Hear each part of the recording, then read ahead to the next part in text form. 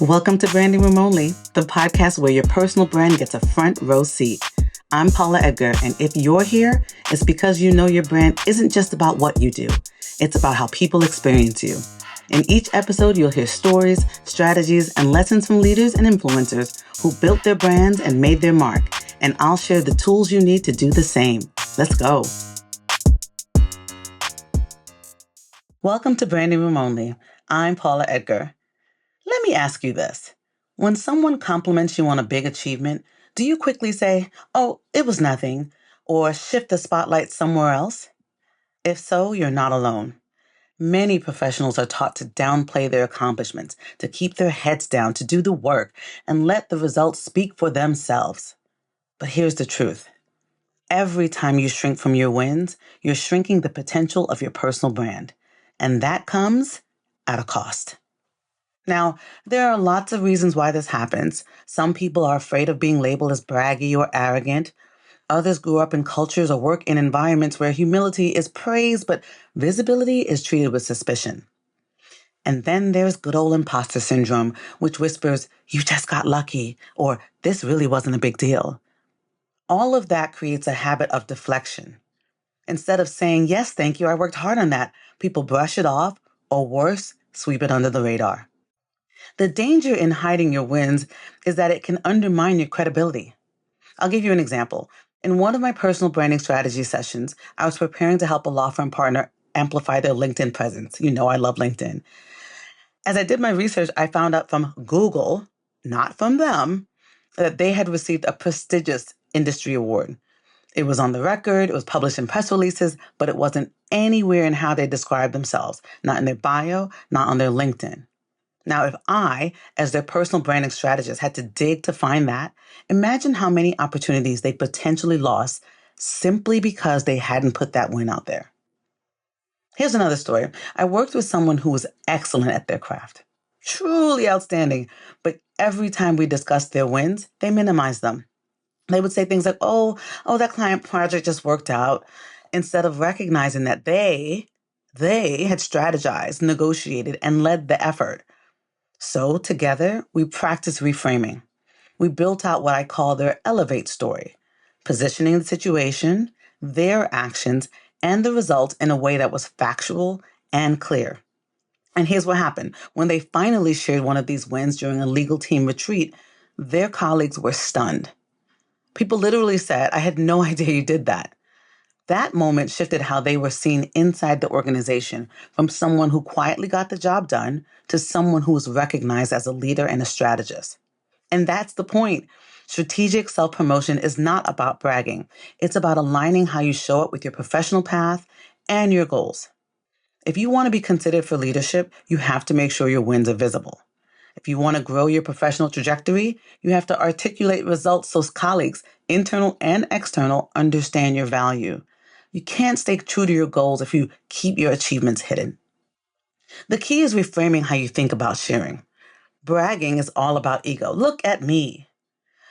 Strategic personal branding is about facts and impact. Here's what happened, here's what I did, and here's the result. One is about making yourself bigger. The other is about making your contributions clear.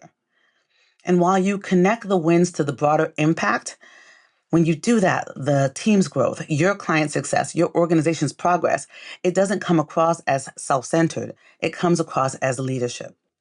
So how do you actually do it? Start by one of my favorite strategies, which is keeping a wins file or wins folder. I tell my clients, open up a simple document or note where you track your wins as they happen. Don't wait until performance review season or when you're updating your bio, because by then you may have forgotten the details. Write down the project, your role, and the outcome. Screenshot complimentary client comments or social media amplification of your impact. That way, you're building a bank of receipts for your personal brand that you can tap into when you need to. Then, when you talk about your wins, use a structure. One of my favorites is situation, action, result. So instead of saying, "I closed a deal," you'd say, "The client faced a stall negotiation. I took the lead on reframing the terms, and the result was a signed agreement that saved both sides 6 months of delay." Or here's another one. Instead of saying, "I mentored a junior colleague," say, One of our associates was struggling with a new client relationship. I stepped in to coach them through the communication strategy, and the result was not only a smoother client interaction, but also a boost in that associate's confidence and performance. Do you see what I did there? Those things and those kinds of stories are clear, credible, and memorable. And here's the part that people miss. You can't just save these stories for your resumes or your annual review. I'm going to keep saying that. You need to weave them into your everyday visibility strategy. Mention them in team meetings. Share them in one-on-ones with your leaders. Post them on LinkedIn. Add them to your bio. Even practice saying them out loud with your peers or mentors until it feels natural. The more you practice, the easier it gets and the less it feels like bragging, because a lot of this is an internal issue, not an external issue. Speaking of that, let's talk about annual reviews for a moment. That is a perfect time to go back to your wins file, wins folder, and to make sure you're including the things in your self-evaluation that amplify your impact and show how you've met, or even better yet, exceeded your goals.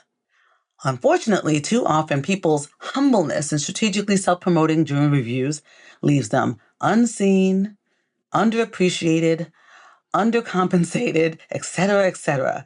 Why? Because most evaluators only remember what's most recent or what directly impacted them, not the full scope of your contributions.